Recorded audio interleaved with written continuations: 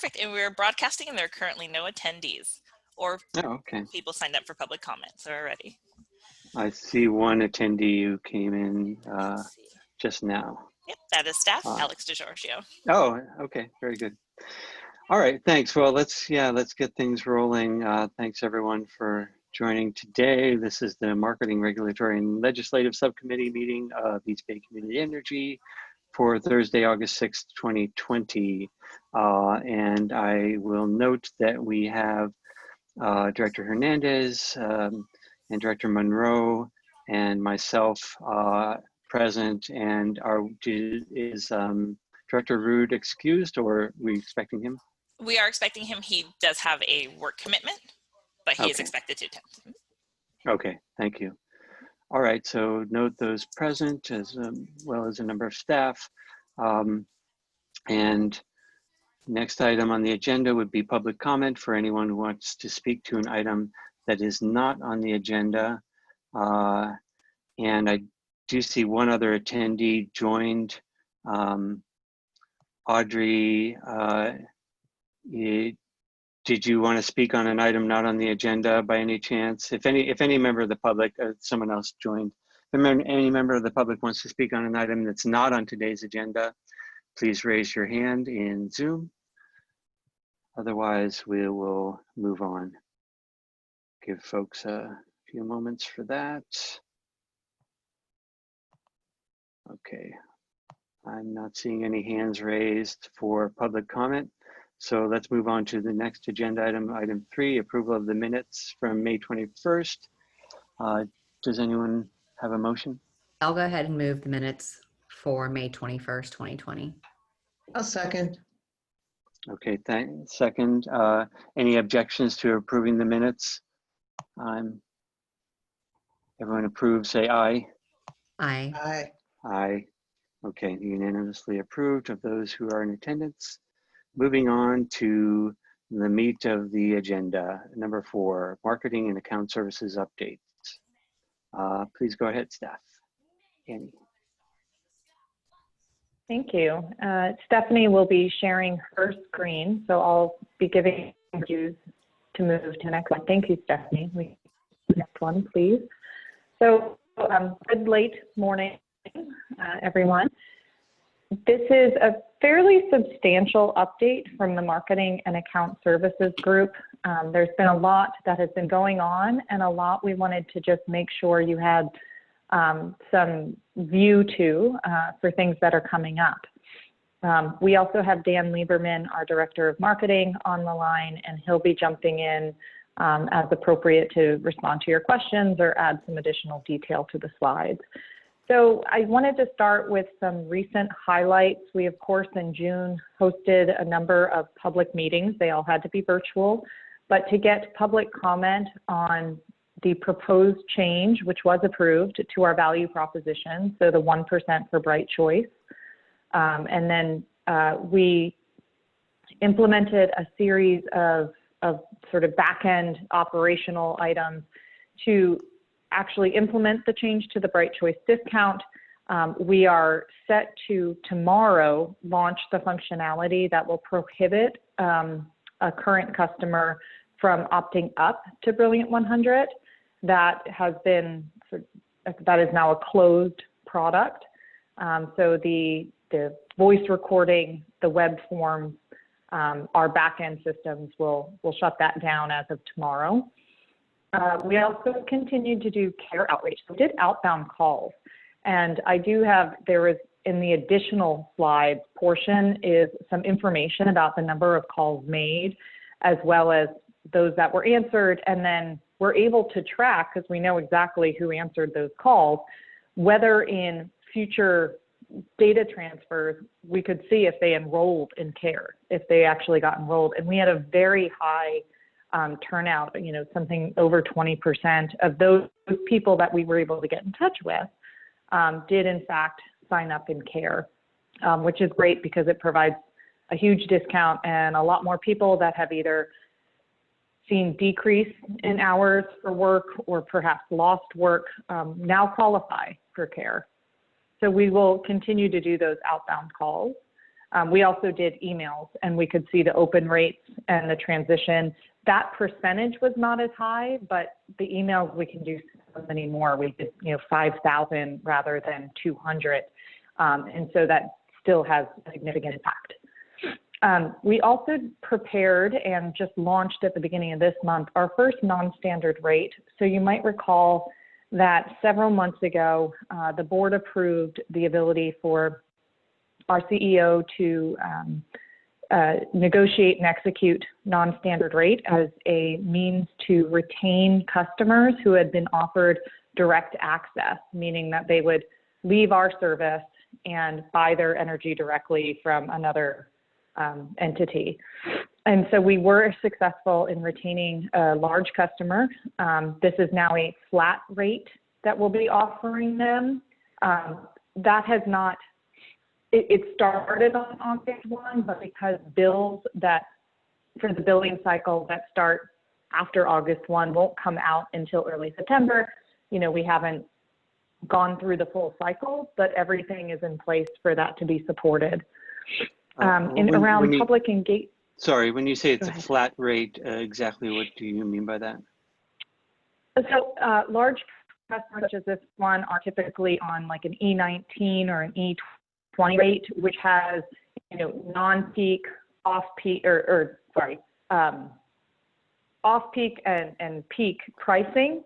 This one doesn't. We've just set it as a flat rate, and that was part of the negotiation with the customer. Thank you. Sure. So we've been doing a lot of, our team has been serving as a contract liaison for a lot of the COVID relief funding. We are doing another round of grants. This has been very successful, and I think has been a great place for us to put our energy at this time. We're also working on scheduling and conducting meetings with member jurisdictions, and Director Pilch, this is very relevant for you. For those jurisdictions that chose Brilliant 100, their default product. So now that the board has stated this is a closed product, we're going to come back in September, I believe, and discuss with the board some options about how to transition or what we're doing with that product. So we are reaching out to some the directors as well as staff to essentially hear what their questions are, hear what their motivations are. Is it price? Is there a climate action plan, greenhouse gas action goals? And then have that inform some of the options that are presented to the board. On the marketing side, as I said, we did the emails for the care enrollment. Dan and Jamal on our team have launched East Bay Daily Donations. You may see this. So this is a social media campaign where we've asked some of our sort of partner agencies. They're not necessarily our customers, though they can be our customers as well, but groups like the Oakland A's or the Roots soccer team. So basically, we put out information about, hey, here's a great org to donate to, and then they amplify that on their social media. So the Oakland A's did that, and they have over 500,000 followers. So that's really great. We're getting some good traction there. We launched an updated website. So the design has been updated. Some of the content around programs is much more robust now. And specifically, we launched the Resilient Home program, which is for solar plus storage. So that's gotten a lot of great media coverage. We have this form online that validates information submitted by a user and then passes that on to Sunrun so that they can reach out to the customers. So Sunrun is our contracted partner in this. We also, there's a mask giveaway that we did in collaboration with the Roots soccer team. And then we've been working on an annual marketing plan, which I have a number of slides to review that as we go on here. In general, we are setting up a new CRM through Salesforce and also an email service called Gov Delivery. Some of you might use it for your local jurisdiction. Most likely you do. It's kind of the one shop, one game in town. But Gov Delivery allows us to send out mass emails as a government agency, which means people cannot unsubscribe.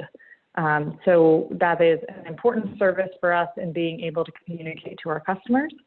And then the last sort of general topic here is, at the last board meeting, we were given Nick was given the authority to initiate an extension to the SMUD contract. So we're working on that new task order.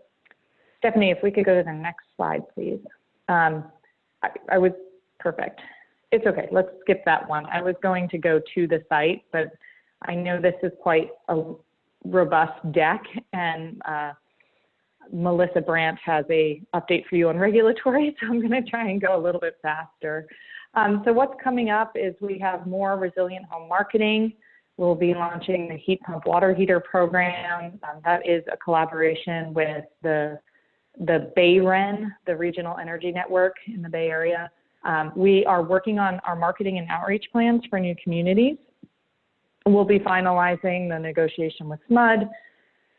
Later this month, we'll be sending out a joint rate mailer, and I have several slides to review that with you. And I also sent an email out yesterday to the board, to the alternates, and to the CAC.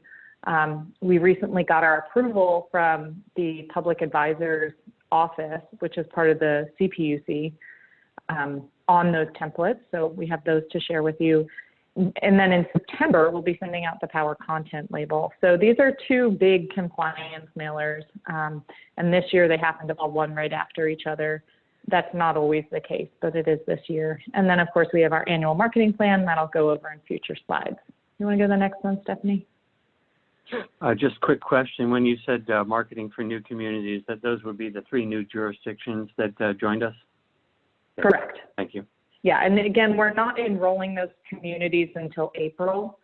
So the first notice goes out in February. So we've got some time, but we want to make sure that we have a good plan, that we've worked with those communities and gotten their input.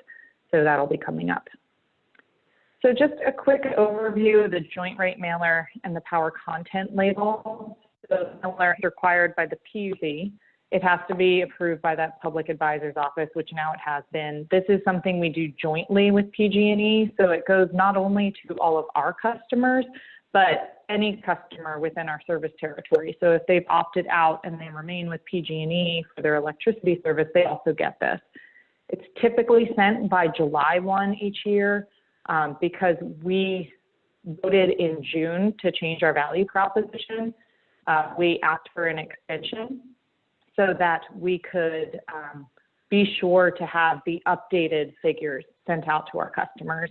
It did not seem right to send something out July 1 that said Bright Choice was still 1.5% discount. So we needed that time in order to adjust the numbers. The power content label is required by the California Energy Commission, and it has to include a specific chart on our power content. The rules change a little bit this year, so the numbers are a bit different. It's based on a power disclosure report, which just got submitted. This one only goes to our customers that we served in 2019, and it reflects our 2019 power content.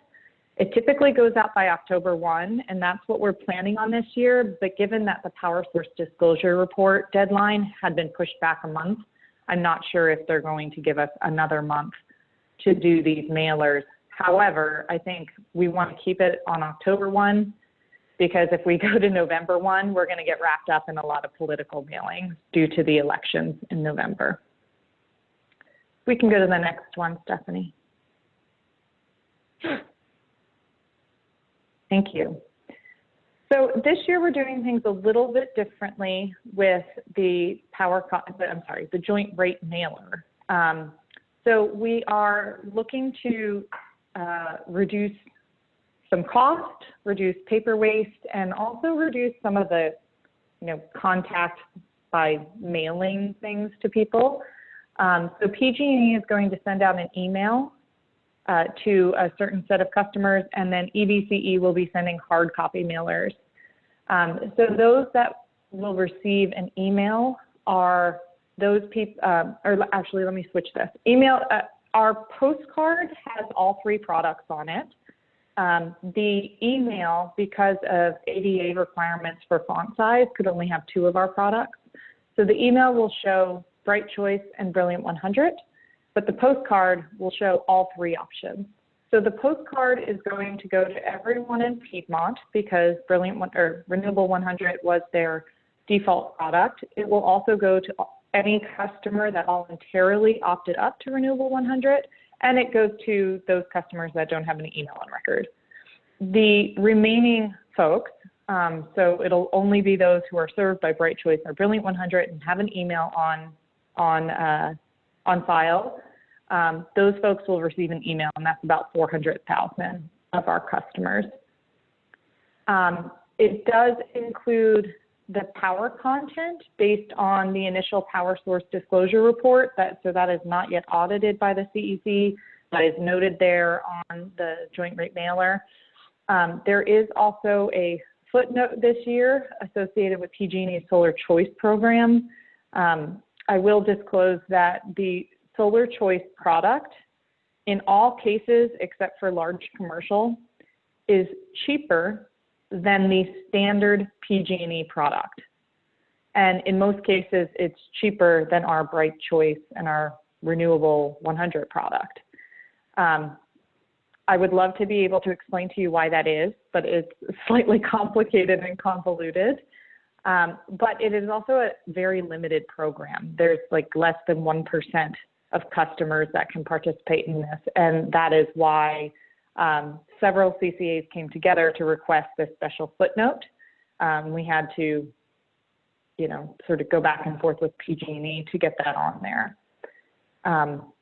When I wrote this, we were still under review with public advisors. As of the beginning of this week, it has in fact been approved. So we can go to the next slide and I can show you what it's going to look like. So this is the email. Apologies that it's kind of small, but had to fit it on there.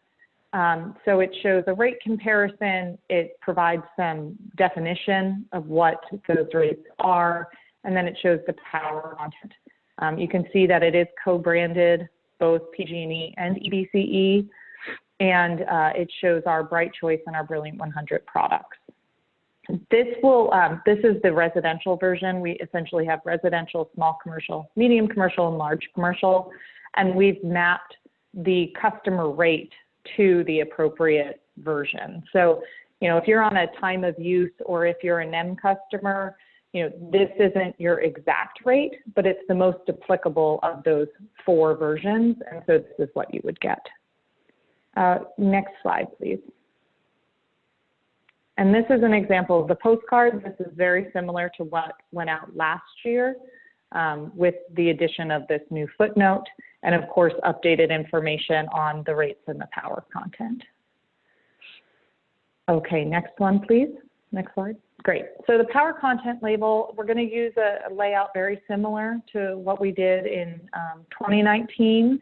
And this year will show the power content for 2019. It's looking backwards at the previous year. We anticipate that we will have our Gov delivery platform set up by the time we have to mail this out. So we will send email to all applicable customers. So we expect that to be a fairly large percentage of our customers. A lot more emails are on file based on efforts from PG&E to get people to sign up for, PSPS outage alerts and that type of information. And so, when we initially got back in 2017, like our first list of customers, I think at best we had maybe 50%, maybe 40% of our customers with an email on file. And now you can see, it's much closer to, I don't know what that, like 80%, 75%. So we think that we can see great cost savings there and also reduce the amount of paper waste. We will continue to send hard copies to those customers that don't have an email.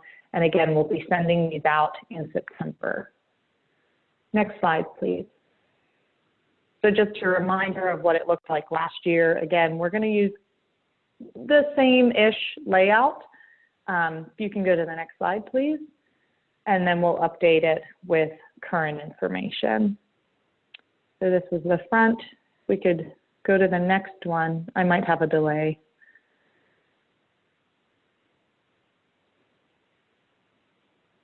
Thank you. So this was the middle. We would update this with different information about projects that are coming online. In fact, our COO, Howard Chang, was able to go out and actually visit a wind turbine that is currently being installed in the Altamont Pass that is happening because of our contract. So it would be very cool to highlight that here. And I should say, he took pictures of one, but I think 23 turbines that are going up as a result of our contract.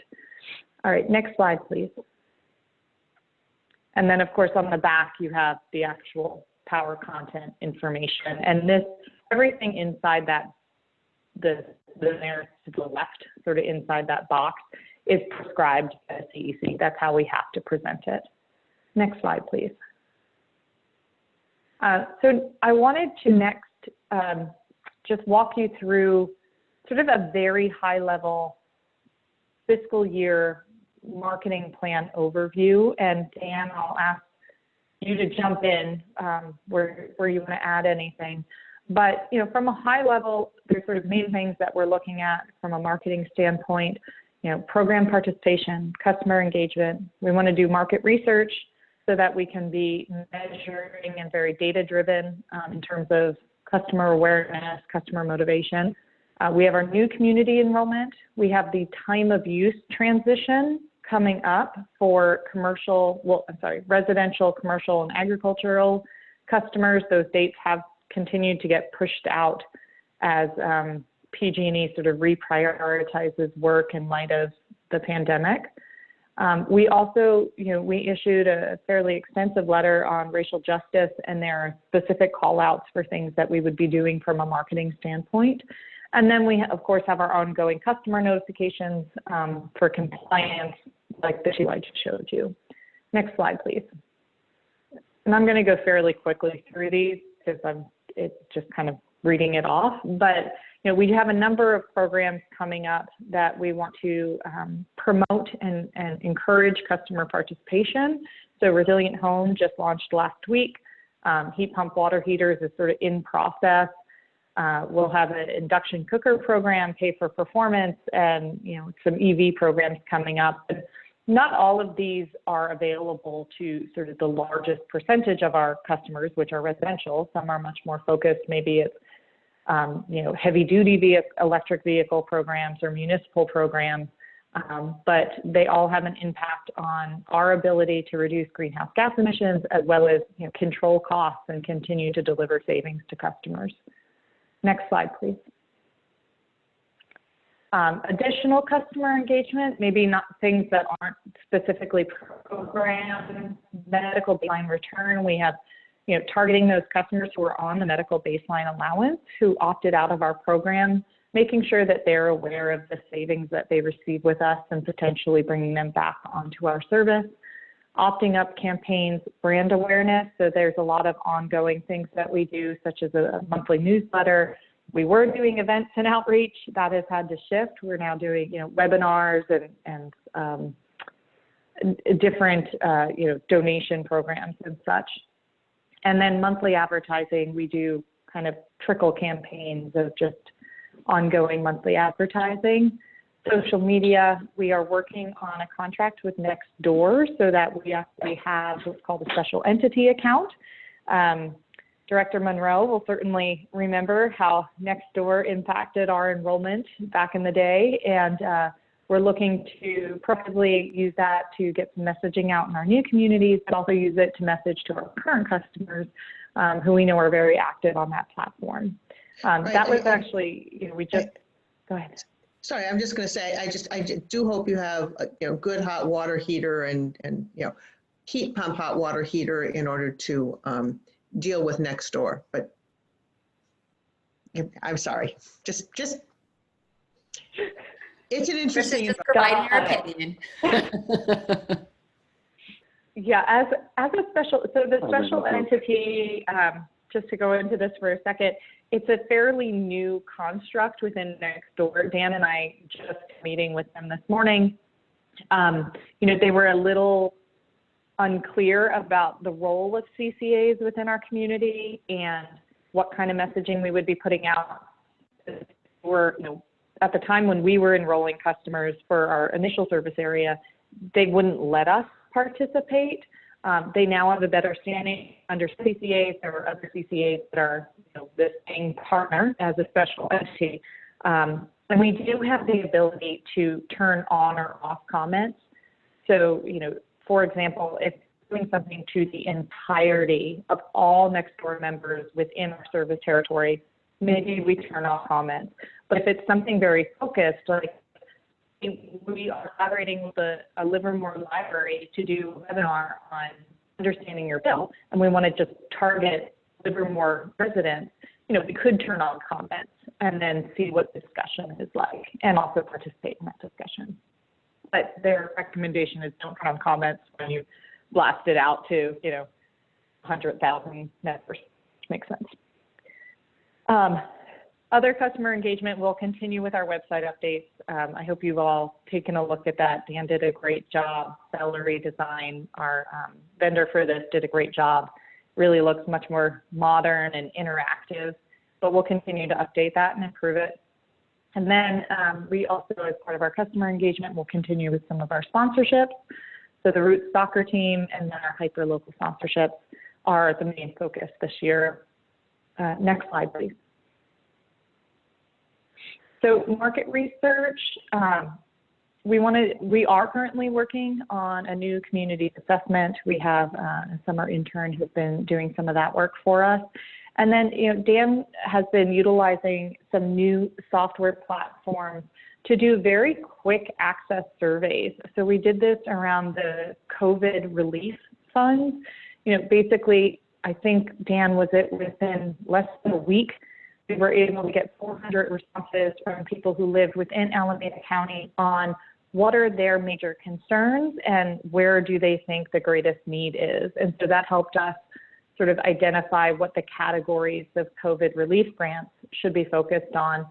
And so we would like to use that tool to do more regular customer awareness. And this will just, in the past, we've done intercept surveys. So we'll do 200, 400, one-on-one in-person surveys. I think with the pandemic, that's not a good option. Phone surveys are a little bit, they're better, but they are more costly. These online surveys, we can get a great number, good response level, and they're less expensive, so we can do them more frequently. So it's a good way for us to gauge how we're working with our customers.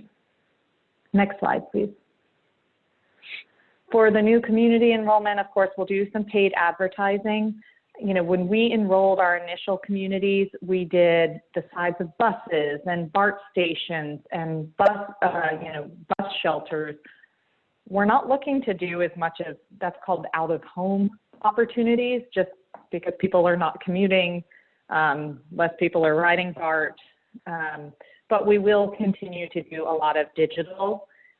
Social media. We'll get some short videos, like YouTube pre-roll as everyone's at home and binge watching various shows. We'll get some of that advertising in. We'll also do outreach through webinars. We'll have our 4 required enrollment notices. Again, we're going to try and utilize some of that as email. We have developed some web resources. We'll do more. We have the account on Nextdoor, as I mentioned, and then partner channels. We'll be working with the city newsletters, the Chamber of Commerce, and so forth. All right, next. Great. So the time of use, or TOU transition for residential customers in Alameda County is currently slated for May of 2021. I will say in March we have commercial and ag as well, but the largest population of our customers is in this transition. So there are notices that will be going out. Those are co-branded and sent by PG&E. There is Dan is in fact working on some of this right now, because we're thinking about how we want to leverage our resources. There is a statewide campaign, Keep It Golden California, Powered Down 4 to 9 is some of their marketing assets.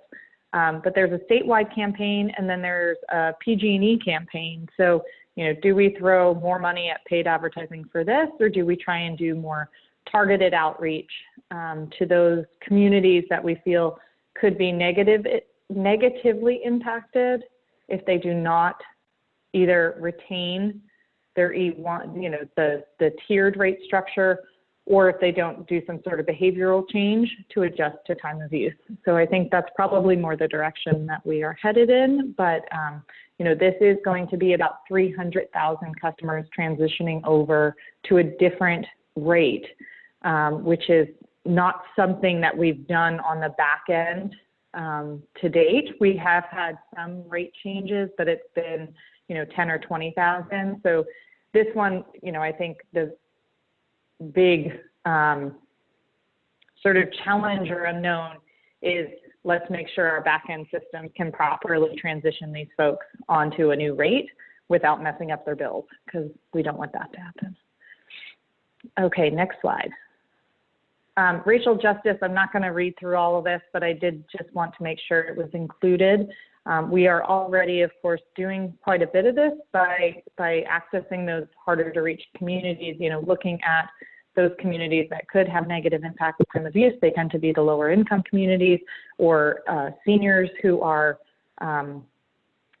fixed income and largely homebound, although we are all homebound these days. And then I think a lot of our focus has been on low income neighborhoods, which does typically align with, populations of color. So the racial justice aspect ties into that. Can we go to the next slide, please? So Annie, I just have a quick question. So do you send a certain mail piece? Some people may not have computers. So I'm just wondering how you distribute that. Yeah, so none of that, we haven't implemented any of that yet, but we can certainly do direct in-home mail, like paper mail, in addition to or instead of email. Okay. And then the last section here is the compliance notifications. And I think with this, if we go to the next slide, I think the rest is just additional. Oh, the budget. Just wanted to summarize what the approved budget was. And this might look a little different from the slides you saw, because in the slides that the board was presented, they had pulled out new community enrollment. So I merged that information into the rest, and just to give you a sense of where our budget is. You can see the largest chunk is in those mailings. We're hoping that, this was, I believe, let me go back into my memory here. I believe we did calculate that assuming a certain percentage were email, but as I said, we actually have a higher percentage email than we had initially anticipated. So we could see some cost savings there from the mailing line. And then I believe the next slide, it just goes into additional slides for reference. Yep. So with that, we don't need to go into them, but if anyone has questions on the additional slides, which were provided in the PDF, or any other questions, I'll pause here. Also give Dan an opportunity if he has anything to add. Dan, did you have anything to add at this point? I thought that was thorough, and, but happy to answer any questions people have. Okay. Director Hernandez, Director Monroe, any questions?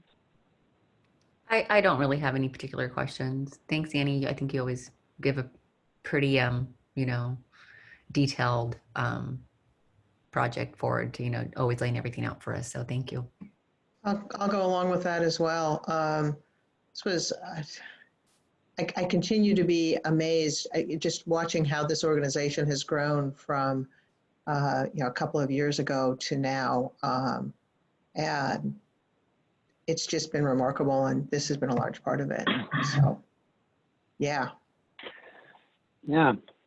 Thank you as well for the great presentation. I do have a number of questions, so bear with me. I'll try to get to them quickly. One was on, you didn't go over the website, and I just have one piece of feedback. I mean, it looks great. I just have one piece of feedback. As I was bringing up the agenda and the supporting materials, instead of clicking on the PDF file and it opening another tab in my browser, it actually forced a download.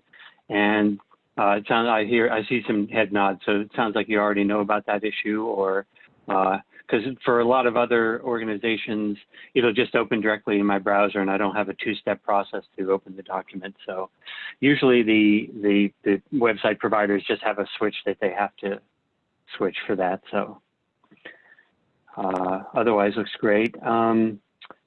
Resilient home marketing. It's great that we have all these new programs, and I want to be able to tell my community about them. But I'm also on the board of Stop Waste, and I was giving them some feedback there about the fact that there are a number of programs out there for people who want to electrify or otherwise want to buy new devices and or appliances that reduce their consumption of energy. But it's,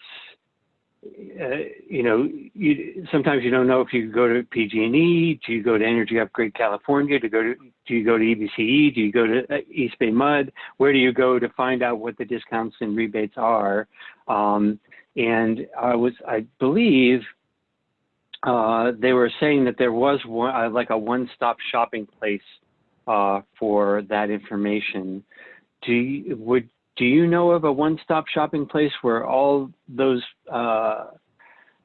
programs are for that someone can go and look for, given maybe as they enter their postal code, they can see what all programs are available in their communities, or is it still a bit of a difficult process for people to find that stuff out? I feel, Amy, I don't know if you have something. I feel like I have seen some good links that have relatively comprehensive info, but I'm not aware of a single ultimate spot. Okay. And I'm scrambling to find, I think there's a link on our site that links to a pretty good resource, but okay. It was discussed in Stop Waste that there might be a one-stop shopping place, and if so, I'll try to inform you of that so EBCE can get in on, putting links to their programs there. And I'll also talk to you offline about that, because a lot of times these programs can be, they're great, but the description of them can be kind of confusing, like how do people get started? What do they actually do? Do they have to work with a contractor or not? That sort of thing. So I find that messaging around these things can use some improvement sometimes. I haven't looked at EBC's messaging, but again, I'll take that offline with you. Mail versus email. I'm glad that I think it was Melissa, Director Hernandez, had asked about that. So I know that I opted out of PG&E mail some time ago, many years ago. So I only get things through email. Does EBCE have access to that opt-out list of who wants mail and who wants email, or is that proprietary to PG&E? So we get data from PG&E on how to put this. So we get an email associated with the customer record, and then we do get information that indicates if you receive an e-bill or postal bill. So those things can be slightly different. We are going with the approach of, if there is an email on file, we are going to use that to send a notification. Okay, so you have your own, you're using your own approach, using data from PG&E, but doing the right thing based on what you think is best for the particular communication. Okay, yeah, understood. And maybe Maybe it's worth mentioning just real quick that through the implementation of this Granicus software that Annie mentioned before, there's some email sharing that we'll be able to do with the cities that are in our JPA. So for example, if Albany is using Granicus and collecting emails, and we're on the Granicus system and we have the same customer, we can share, like we'll share our contacts. That happens in the background. That's separate from PG&E's billing system, but it'll give us a broader amount of people who will be able to contact about program information and that sort of thing. When it comes to something like sending the joint rate mailer, we'll just be going off of, I think, what PG&E provides to make, that gives us some cover to make sure we're hitting all the right people. Okay, thank you. You mentioned, Annie, that you didn't want to go into why solar choice is cheaper, but I did want to ask you, you said that, did you say that less than 1% of their customers are able to participate? Was that the figure, correct figure? Yeah, that's the number I've seen going around, as many of the CCAs are talking about, you know, how are we going to present this to customers? But it is very, there is a certain capacity from the projects associated with solar choice. And so it can only support a certain number of customers based on that capacity. And it's not very much. I don't know if Dan or Melissa knows that off the top of their head. I think it's 200 megawatts or something. It's not much. Yeah, I think it's 241 if I remember right. Okay. So do they do some sort of lottery to enroll people, or are they just, or how do they cap it at a small number? It's first come, first serve, as I understand it. There are two sort of paths within their program. You can sign up for half of your power be on solar choice, or for all of your power, depending, I think, on your sort of price sensitivity. We don't have a whole lot of insight. I don't think that's allocated, you know, regionally. You know, I think they just say whoever signs up first gets to participate in the solar choice program. I think also, even with the cap on capacity that's 200 and however many megawatts, I think the pricing is done by the project. And so I think the pricing is done on, currently on available projects for this program. So this pricing may not be available for all 240 or however many megawatts of capacity. I think it is just for the current amount of capacity, which I think is a small fraction of that amount. Okay. Okay. Thank you for that. And by the way, if my video keeps switching on and off, it's because I don't know if I have a bad connection. So whenever I hear a little bit of stutter, I switch my video off just in case I'm introducing a problem. Almost done here. Power content label. I see that we have 0 nuclear in percentage listed in our power content label. And I think that reflects the fact that we decided against a nuclear allocation. But I was told by someone, perhaps another board member, that even if we had received even though we had not received, did not choose to opt into the nuclear allocation, nuclear would still show up on our power content label because of this unspecified sources of power. But it doesn't show up as a separate line item. It shows up as under unspecified. Is that it? I think you might be looking at the power content label from last year, which was the example. If you look at the joint rate mailer slides, you'll see that our nuclear percentage is 1%. And this is because of ACS, or asset controlled supply, which is essentially, it's not completely unspecified, but it's from a portfolio of projects. And it is largely large hydro. However, there is some nuclear in there. So because of the reporting changes, and Melissa, jump in if I have this wrong. I think Howard might be on the line too. Yeah, so not this one, Stephanie. If you can go, that's last year's. If you could go back a few more slides. All the way, yeah, keep going. And here you go. So I'm sorry, this is small, but if you go over on the right-hand side, this is our 2019.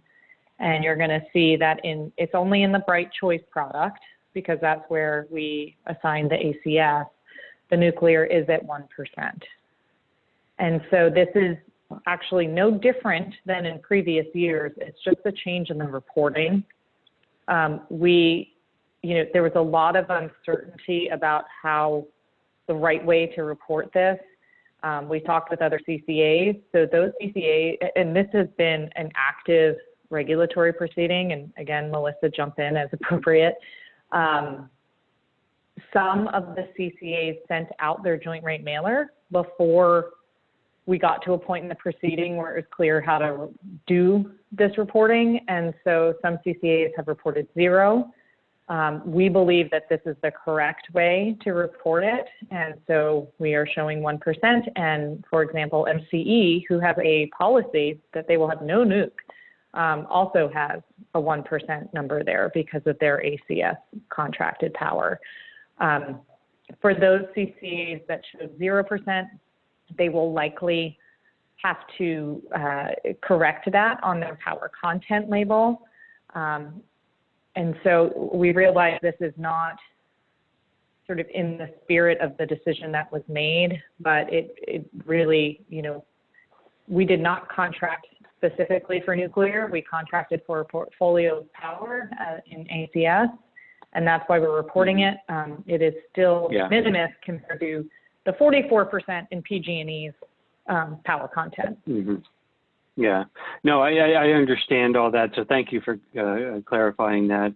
I do think I'll try to bring this up in a future board meeting because it is significant in our choice of whether or not to take the nuclear allocation, because I know some board members did not want to nuclear to appear in our power content label, but through, not through the board's decision, not through their fault, it already is appearing anyway. So do we expect that, last question on that then, do we expect that the reporting to be similar in future years, that it would still show up, or are we going to not be using that, I think you said ACS contracting in the future, or for some reason would it drop off in the future? That's a good question, and a better question for either Howard Chang or our power procurement, power resources group, because I don't know how long the contract length of those ACS. I know we were trying to sell some of it off, but I'm not sure what the market looks like for that or how long the duration is for those contracts. So I would have to go back and ask others in our organization. Okay, thanks for that. And last question, the new communities, I suppose that they will have to pick, or they have any of them expressed the desire to pick anything but the Bright Choice product as their default opt-in for all customers, or have those discussions not quite happened yet? Yeah, I don't want to speak on their behalf because, of course, no one has taken it to their council. We do have some meetings lined up with both the directors and staff and city managers to just go over what their options are, and we've asked them to make that decision by November, so that should they choose something other than Bright Choice, that has to be approved by the full board. And so we would want to take that to the full board, and then we need to get everything into printing so that the notices can go out in February, which is why.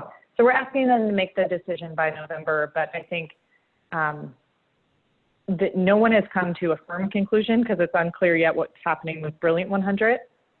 I think there is some interest in doing a full opt-up to Renewable 100 for maybe one of the communities. Oh, interesting.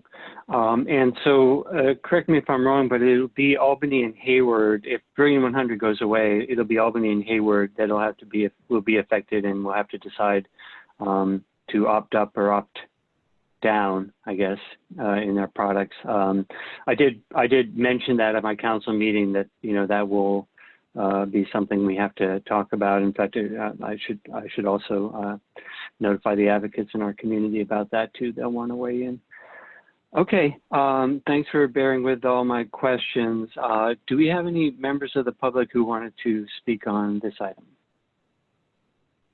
Anyone raising their hand? I think it's *9 if you want to raise it. If you're on the phone, looks like everyone's online though. I'm not seeing any hands raised from the public. Going once, going twice. Okay, no speakers on this item then. Well, thanks again for the presentation, and any other final comments or questions from my fellow board members? No, thank you. Okay. Looks good to me. Thank you, Dan. I mean, thank you, Nick, for all the, I love the way you drill down. I'm still working on getting there. I'm a little geeky, so that helps. All right, thanks. Moving on to our next item. Sorry, bear with me one moment. That would be item 5, which is the legislative and regulatory update, and I assume that's Melissa who will be talking to us about that. Yes, almost good afternoon. I'm going to start with the regulatory update because there's a lot more going on in the regulatory sphere with respect to energy right now than in the legislative session. There's one item I wanted to update you on that's kind of occurred since I put these slides together, and that is just, you may recall that Protect Our Communities had appealed the PCIA decision from back in 2018. The Court of Appeals denied that appeal. So that won't be going forward any further. Cal CCA had filed an amicus brief, but that's considered moot since the appeal was denied.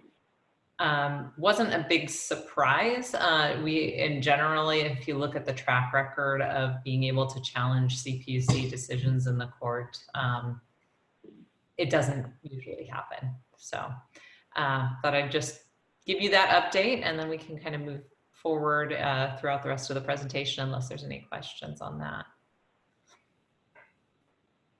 Stephanie, thank you. Okay, so I'm going to cover several regulatory proceedings today. The Oakland Clean Energy Initiative, a new regionalization application PG&E has filed, resource adequacy, and PG&E's ERA proceedings. These are the proceedings that set PG&E's bundle customer rates and the PCIA. Okay, next slide, please. So first, with respect to the Oakland Clean Energy Initiative, so of course we had executed several contracts as part of this initiative, and this is the energy storage contracts that would enable the retirement of the Oakland power plant that runs on jet fuel in the downtown Oakland area. And on April 15th, PG&E filed their application for CPUC approval of 2 of those energy storage contracts. So we signed contracts and they signed contracts for the same projects. And we were buying a market product, an energy product called resource adequacy from these projects. PG&E is buying a transmission non-wires alternative. So the joint revenue streams are what enable this project to go forward. And EBCE's contracts, it's important to note, are contingent on the CPUC approving PG&E's contracts. The contracts can't move forward without both revenue streams. So it's very much in our interest to see that PG&E's contracts get approved and in a timely fashion. So I think it's worth noting that Alameda Municipal Power is opposed to the approval, largely because the way PG&E has designed their portion of Oakland Clean Energy Initiative, they would be changing the transmission service to the city. The city currently has 2 lines. Under the changes, they would only have 1 line, which according to PG&E still meets the CAISO requirements for providing transmission, but the city's not thrilled about it. And so they have intervened in a big way in this proceeding, raising their objections. There were several other parties that also protested PG&E's proposal, largely related to how PG&E is proposing to recover the costs. But I think those issues can be worked through. I'm more concerned about Alameda Municipal Power's objections. So in terms of the next steps, intervener testimony is due mid this month, and rebuttal testimony from PG&E is due at the end of this month. The administrative law judge has ordered PG&E to hold a settlement conference. Doesn't mean that folks have to attend, but that they at least have to offer it by the middle of September. And the judge is scheduled to have a proposed decision out in December with a final decision in January. We had asked for an accelerated time frame in order to make sure that we had a decision early enough that these projects can actually be built and come online on time. So I'm pleased with the schedule, but as I mentioned, I'm concerned about Alameda Municipal Power's objection getting traction. So I wanted to inform you of this, but also if you have any suggestions or connections with PG&E and Alameda Municipal Power, how we might be able to leverage those connections to try to get those 2 parties to really talk this out and come up with a solution that works for everybody, that could be in our best interest. Next slide, thanks. So PG&E on the 30th of June filed an application seeking CPUC approval of a plan that they have to regionalize some of their functions. And they claim that regionalization will improve the safety and reliability of their service and meet some of their commitments stemming from the bankruptcy investigation proceeding. So in that proceeding, they committed to filing this application. So this application has the details. I would say that the plan is still very high level. And one of the things that they said in the application was that as they go through the proceeding, they will continue to refine the plan. But of course, that makes it a little bit hard to weigh in on the merits of the plan, since they're trying to, build the ship as they sail it. So it would organize PG&E's service territories into 5 new regions. And right now, depending on which department you're dealing with, they already are kind of they already may have divisions or regions, but this would kind of centralize them into 5 regions. And of those regions, most of our service territory, Alameda County, would fall into the Bay Area region. However, the city of Tracy falls into the Central Valley region. So we would have an issue that one of our cities is in a different region than the other cities. And the purpose of the region is to manage the work at more of a regional level and to have more regional accountability. So each region would have a regional officer or vice president that reports directly to the CEO. They would also each have a regional safety officer. And so there's certain aspects of gas and electric operations that essentially they would be regionalizing. Other functions will continue to be centralized. So it's a bit of a hybrid approach. And their thought is that they might be able to do better work, such as, new business hookups, if they're more in tune with the local needs. They also intend to have some more public affairs type folks, more customer service folks, and the like in these regions, more communications folks. And so I think they're hoping to align those communications better. We saw a failure of communications during the de-energization events last fall. And so this is their approach to try to rectify that. PG&E is asking the PUC to give it permission to record any of these costs associated with the efforts underway in a tracking account, basically the tracking account enables them to come back at a future date and ask for cost recovery through their electric and gas distribution rates, which I would note our customers also pay to PG&E directly. So this would affect our customers' PG&E side of the bill. And their initial estimates kind of range wildly, as indicated on this slide. So it's not cheap. I think we filed a protest yesterday.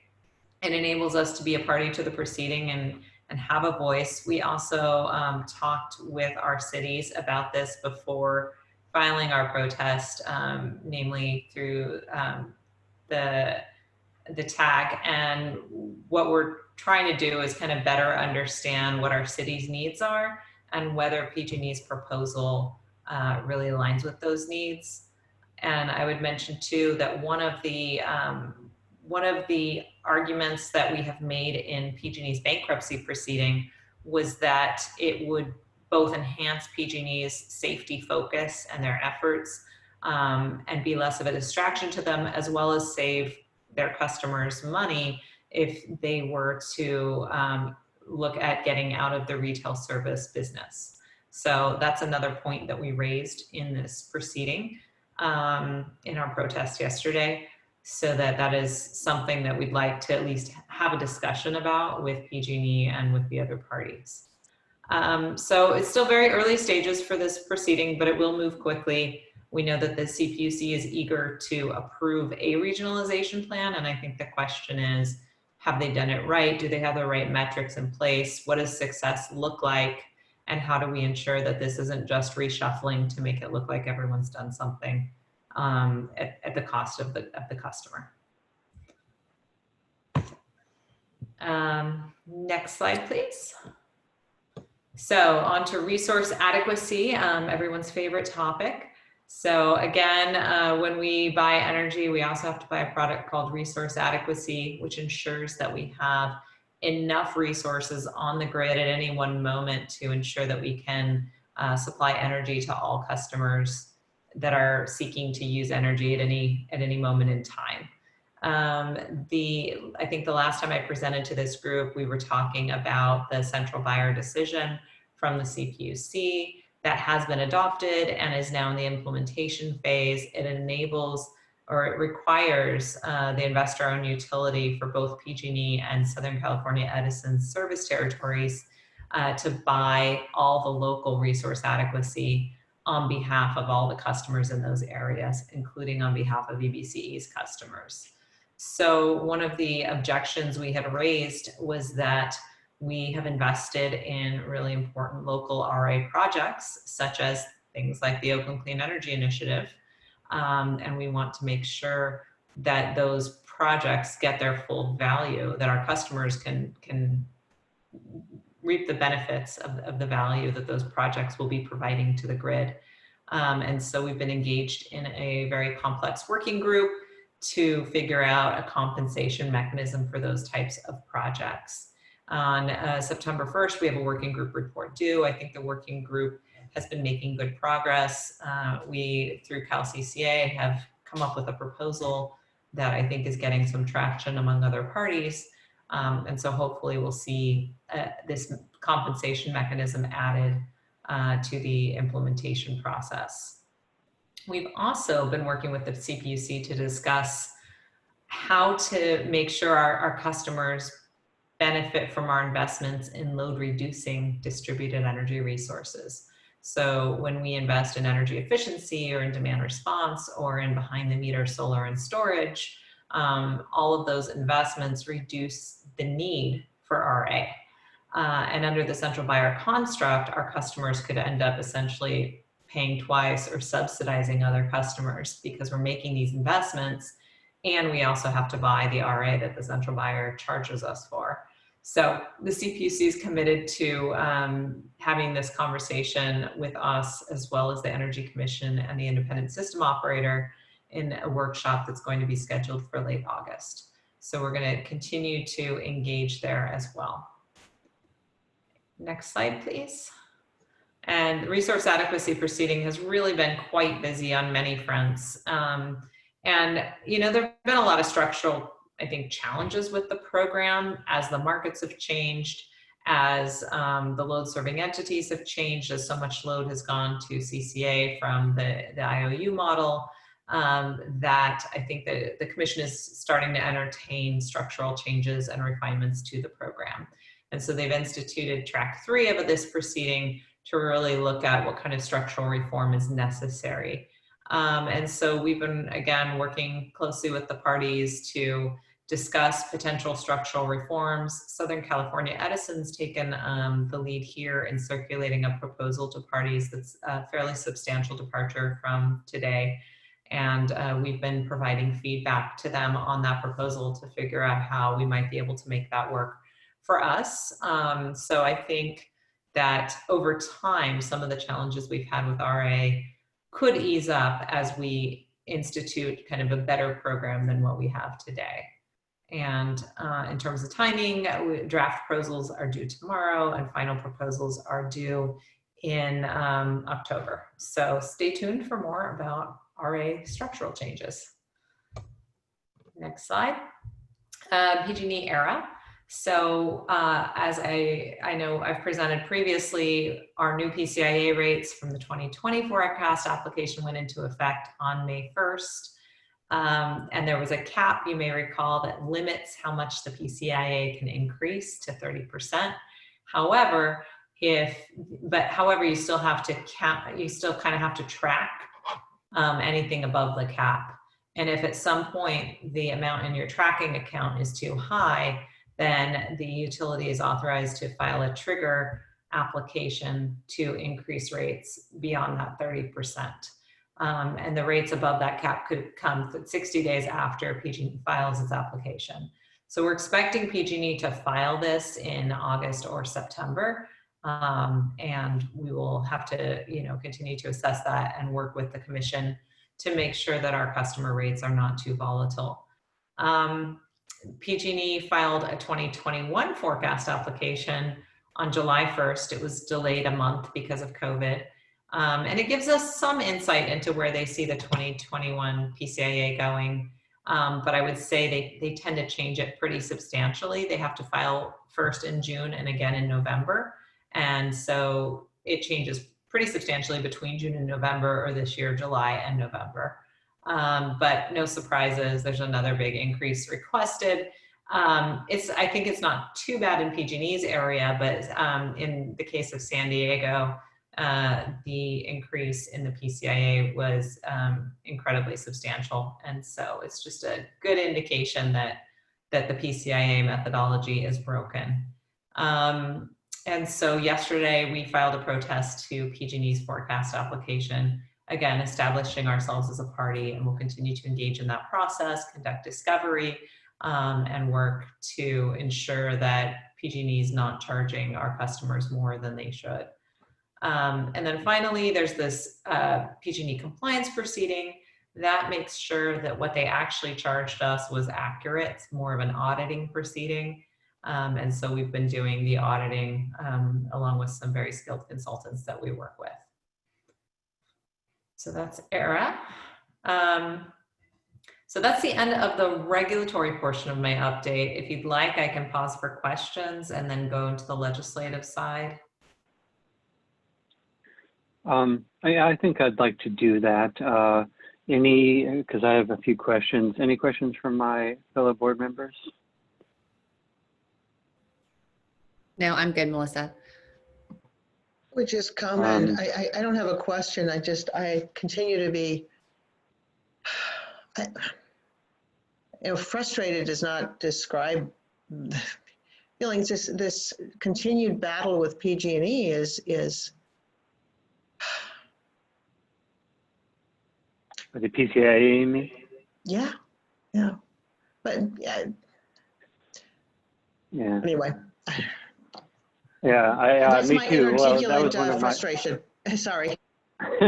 Well, yeah, that was one of my. I'll start off with that question then. To the layperson's mind, so PCIA is supposed to represent costs that PG&E incurred with long-term contracts. So you would think that beginning with the advent of the era of the CCAs, that PG&E would realize, oh, well, we shouldn't be getting into, you know, this is when we shouldn't be getting into these long-term contracts due to the CCA's buying power and the effect on us. So in my simple mind, the PCIA should be going down to zero eventually, because they won't have this problem the longer CCAs are around.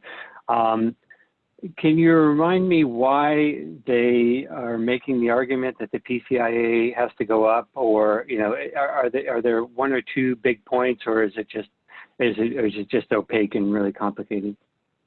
So Diablo Canyon is part of it, and when Diablo Canyon retires, the PCIA actually will go down, or it better go down quite substantially, but that's not until 2024 and 2025.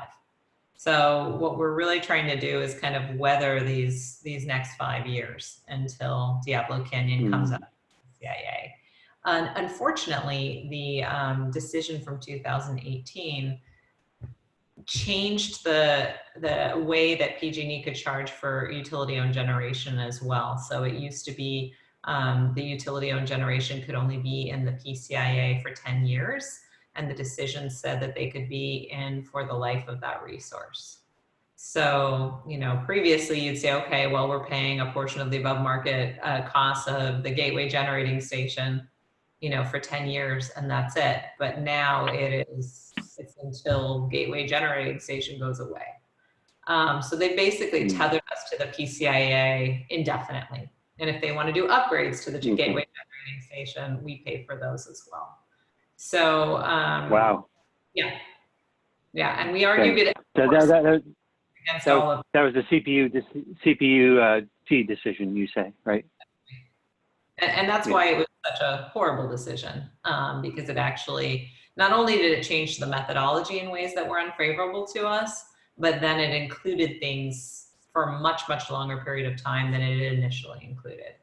I think one of the CCAs done an analysis that if PG&E had just sold off the excess contracts when they had left PG&E's service, PG&E could have gotten a much higher price at that point than they could today. And so the other thing that's changed is I think PG&E they haven't done a lot of contracts since the CCA started coming online. I think the problem is a lot of the contracts are 15 and 20-year contracts.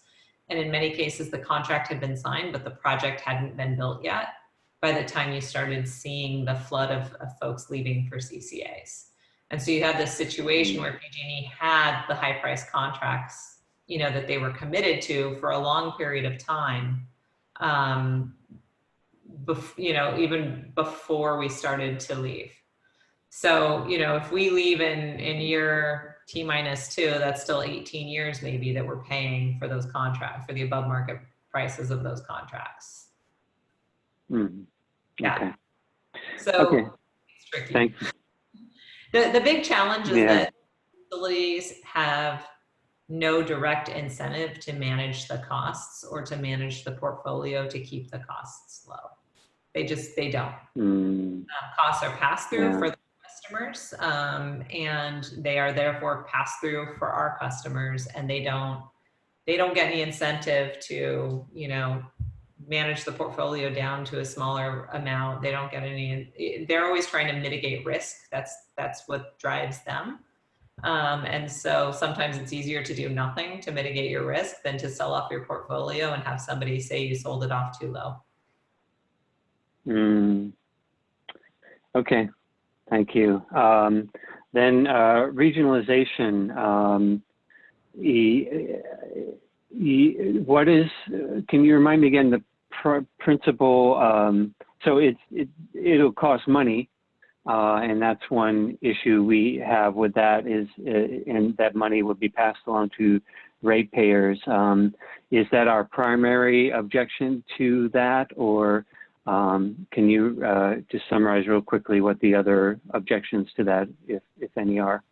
So I would say our objections at this phase, in a protest, you raise potential objections. And really it's, we need to learn more. We need to discuss these issues. We need more information to decide whether or not we like what's proposed here and which elements of it we think need to change.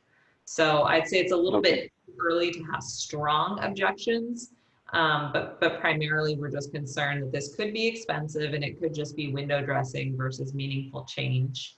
You know, sometimes people want to restructure to feel like they've done something, but will it really improve the communications? And is that the challenge that they're having with communications, or are there other things that are still going to get in their way? Could it be more complicated to communicate with them once they are broken into regions? Is there more bureaucracy? Given that our service territory spans 2 regions, will that make it harder for EBCE to connect with PG&E? So these are the kinds of things that we're concerned about. We want to make sure we get satisfactory, you know, answers and solutions to. Okay, fair enough. And finally, you mentioned the Alameda Municipal Power having objections to the Oakland project. And you mentioned mentioning that to us board members. So would it, if we have contacts with elected officials in Alameda, would those be possible contacts that might be good to make in order to discuss this issue with the folks in Alameda? Because Yeah, if you'd be willing to call in Alameda and to talk with them about our concerns and how, you know, this is a very important project for the air quality, the local air quality for greenhouse gas perspective, demonstrating out this concept that it would be a real shame if this couldn't happen because PG&E and Alameda couldn't sit down and figure out a solution. Okay, yeah, all right, definitely. It's good. I'll keep that in mind. Thank you. And I do see that the one attendee has raised their hand. So what, I presume it's to speak on this item. So let's take that public comment at this time.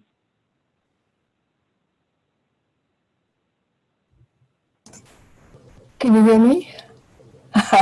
Yes. Great. Thank you so much. I had 2 questions, and one actually goes back to the PCIA, and that was, is EBCE or Cal CCA doing anything outside, you know, sort of official regulatory channels to lend support to an early closure of Diablo Canyon? We've all, you know, a lot of us have been really convinced that that's the only way we can bring down the PCIA costs. And so that's the question, number one. And the second one was actually about regionalization. So one of the indicators, I think, of how superficial PG&E's sort of proposal is whether there are qualifications that are being made of the regional agents. I don't know what they're going to be, what they're called, but the appointees to these 5 regions and how local their roots are in the communities that are being created here. So I hope that EBCE's protest or you know, appeal covers this ground. Thanks. Thank you very much. Could staff speak to those questions? Sure. So in terms of an early closure for Diablo Canyon, that is something that is, I would say, entirely in the hands of the CPUC. And they had a proceeding to figure out when Diablo Canyon would close, and that proceeding's concluded, and they have not indicated any interest to entertain another proceeding on that topic. I think part of the challenge is the impact on the community and on the employees in that region. And so the timeline for shutdown took into account those other political factors in an area where it was very important to that community to have that time. So it's a little hard for us, given where we're situated, given that, you know, it's not our plant. And given that you have a local community that was very much in favor of the timeline as it stands, there's really not much that we can do at this stage. In terms of the second question around the regionalization, the qualifications of the executives appointed to lead those regions, I don't think that PG&E has been specific in their plan. It's a very high level plan, so they indicate that they want to hire regional VPs, but one of our points, one of the points that we made in our protest was that the plan lacked some key details that we would need in order, or that the commission would need in order to approve it.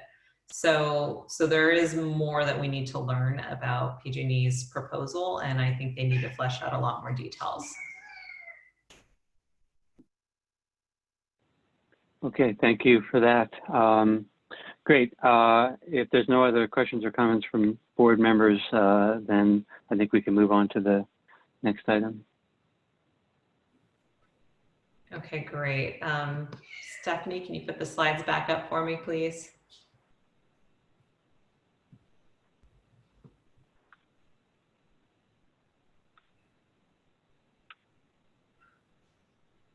Just a moment, my computer froze. Just 1 second. Okay, great. It wasn't my computer.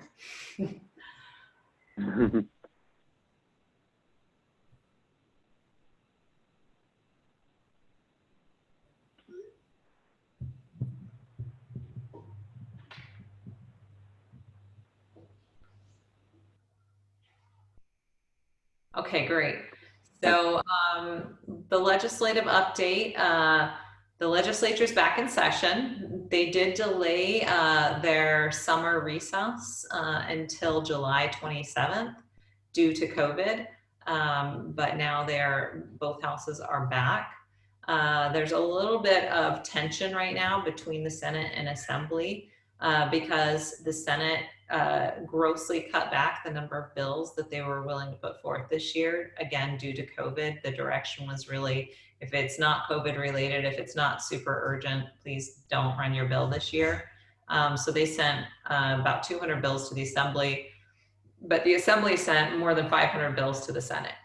So because of that, the Senate committee chairs have been pushing the Assembly members to drop legislation.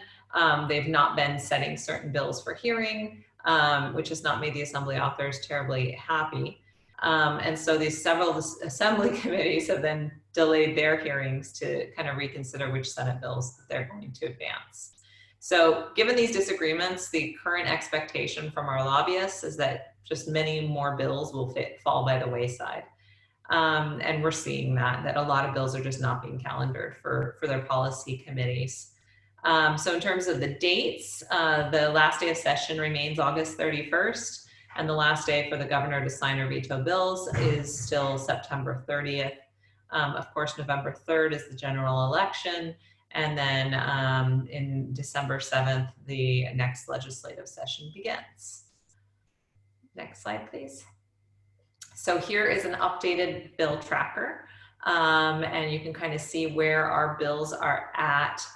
Most of the bills that we actually cared about that were energy related and more impactful were taken off the agenda quite a long time ago.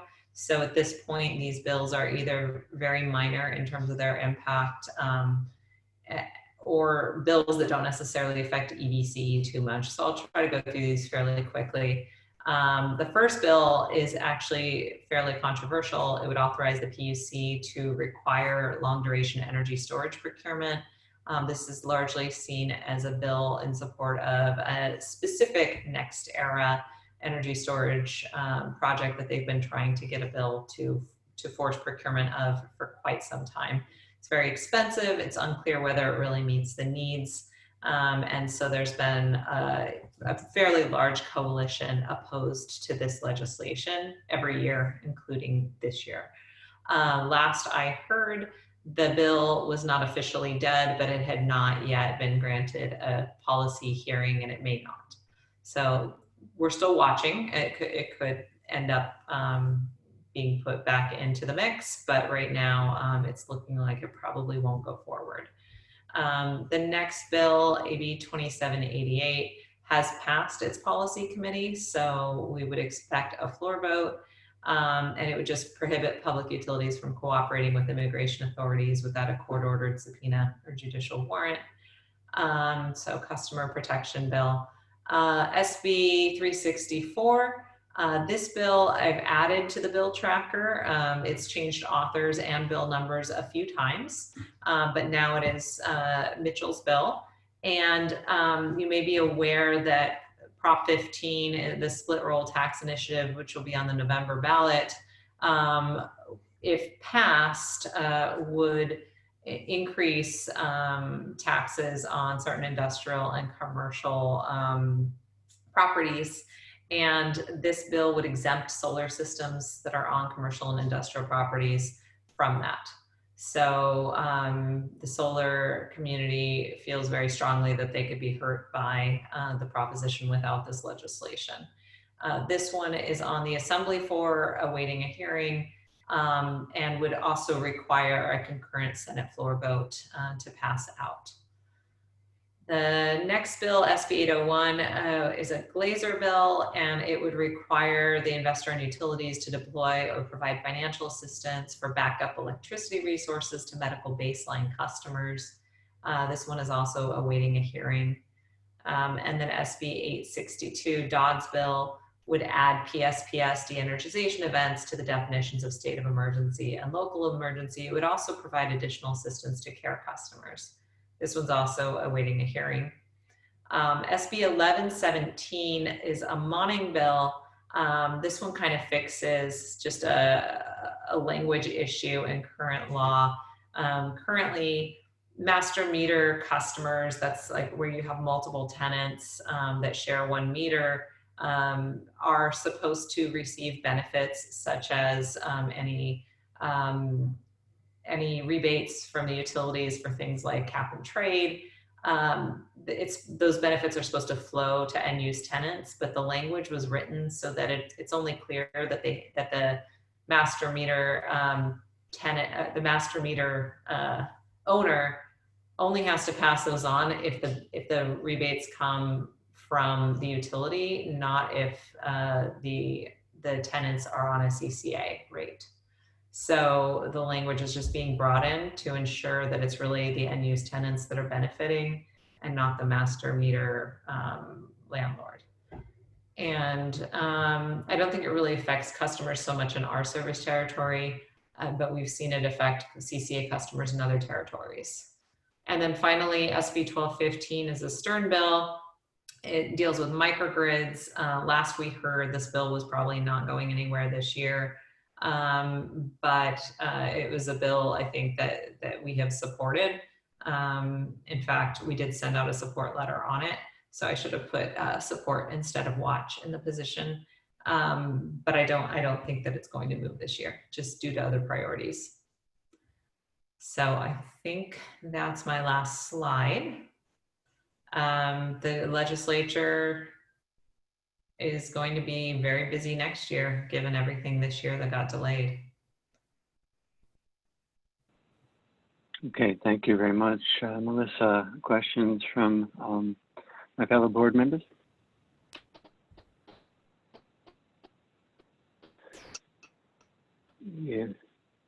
If not, I had a question about 364. I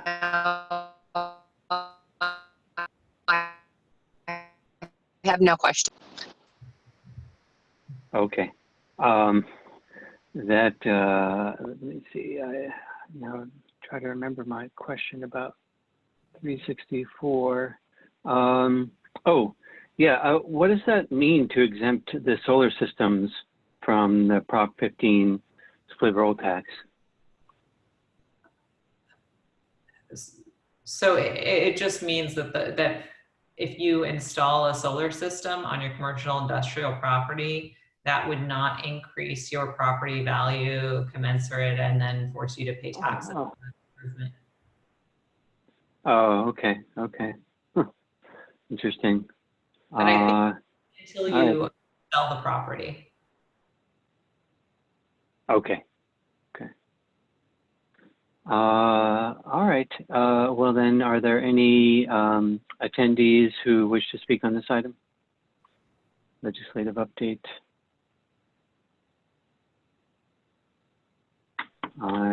Going once, going twice, not seeing any hands raised, so I'll take that as a no. Any final comments or questions on this item from my fellow board members?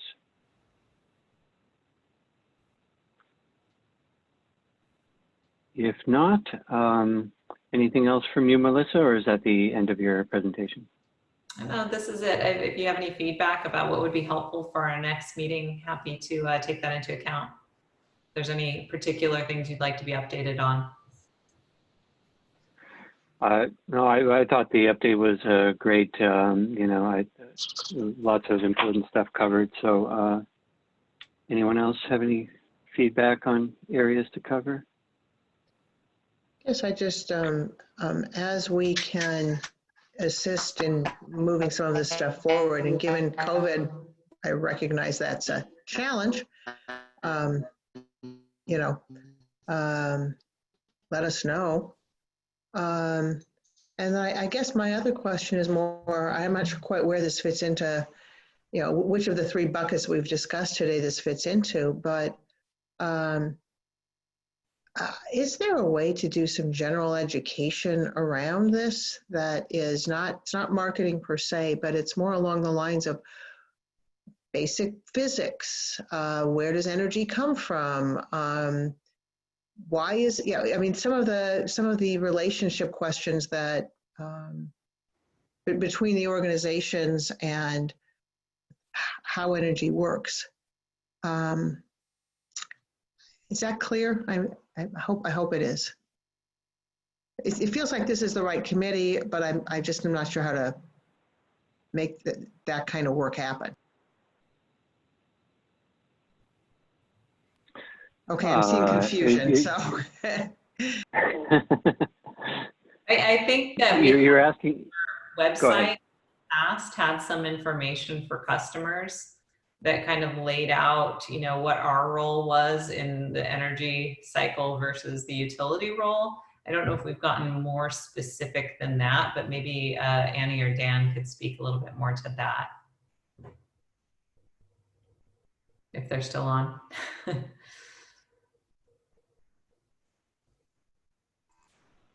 Well, let me be a little more specific. I'm thinking about ways that, for example, let me be very direct. I have spoken about nuclear energy being a distraction from what we're actually doing. I continue to see that being a distraction. It seems to me that people who actually want to have CCAs succeed would do very well to put their efforts toward working with the legislature around things like the PCIA, around some of these, you should forgive the expression, power grabs going on, and advocating for the work that CCAs do rather than focusing on something that is a popular issue but actually will have no effect. And I'm wondering how we as an organization can help make that happen. Is that a better statement of? That's helpful. Yes.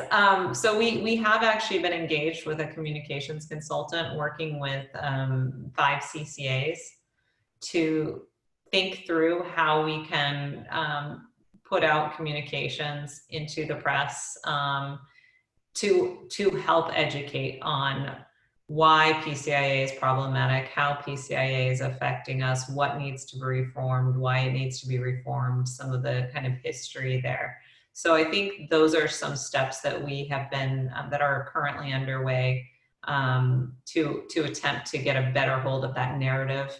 Unfortunately, the utilities have had years to be spreading their narrative. And so, you know, we haven't been in operation nearly as long. We have been building the relationships up in Sacramento and certainly throughout our communities. But it takes time to start changing the framing that the utilities have kind of started with. And so that effort is underway. I think it's a slow effort, and it's one that's going to continue to be very important. Well, I know that Livermore is one of the areas that has a fairly high opt-out rate. I mean, that probably doesn't apply.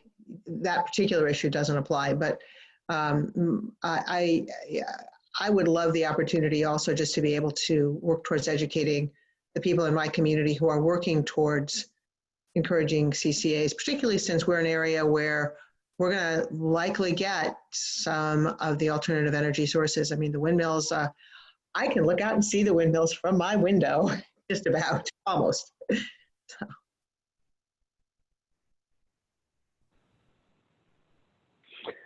Yeah, I mean, I think it's a fair point to speak to a couple of those things. I think I would love to have more influence over the CPUC. Unfortunately, that's not an elected body, and so seems like we have less influence over that, except to influence the person who appoints the CPUC representatives, which is the governor, right? Does he appoint CPUC members? Yeah. And so, you know, we can maybe seize upon opportunities like the fact that one high-ranking CPUC official is just seems to be doing a little whistleblowing these days and is claiming to be forced out. So that's something that I'm paying attention to. I think the CPUC needs a lot of we could always do well to scrutinize the CPUC and how it works, and because to me the agency seems at least a bit opaque. And then to speak to marketing stuff, it just makes me think of COVID and marketing COVID and the messages that the county health department has to put out about wearing a mask and 6 feet. And at the county meeting, I was speaking up in favor of just tell people to put a mask on, period.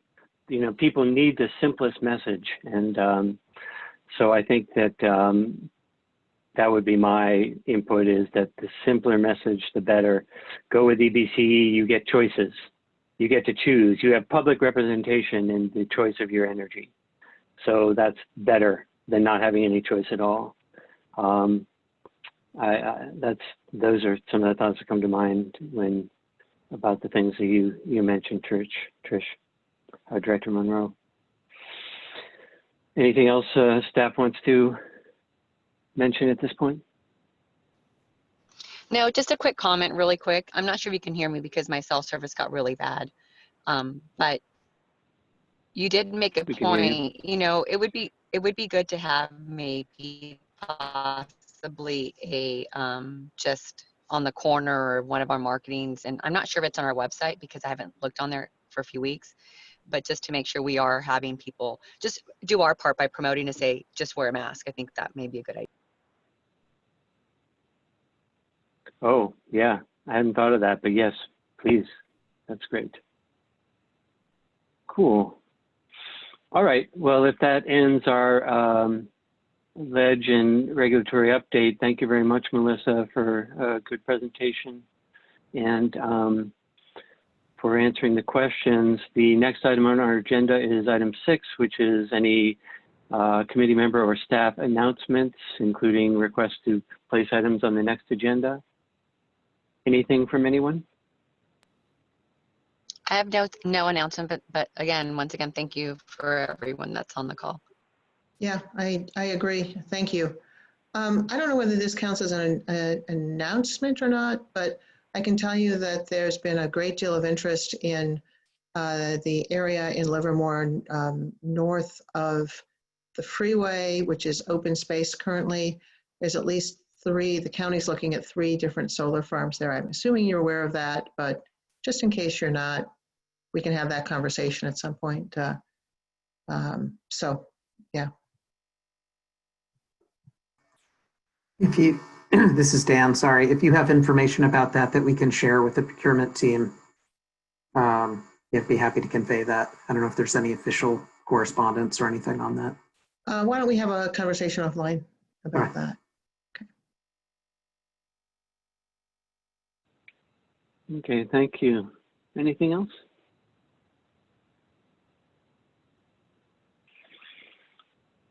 If there's nothing else, we'll adjourn. Our next meeting is Thursday, September 3rd.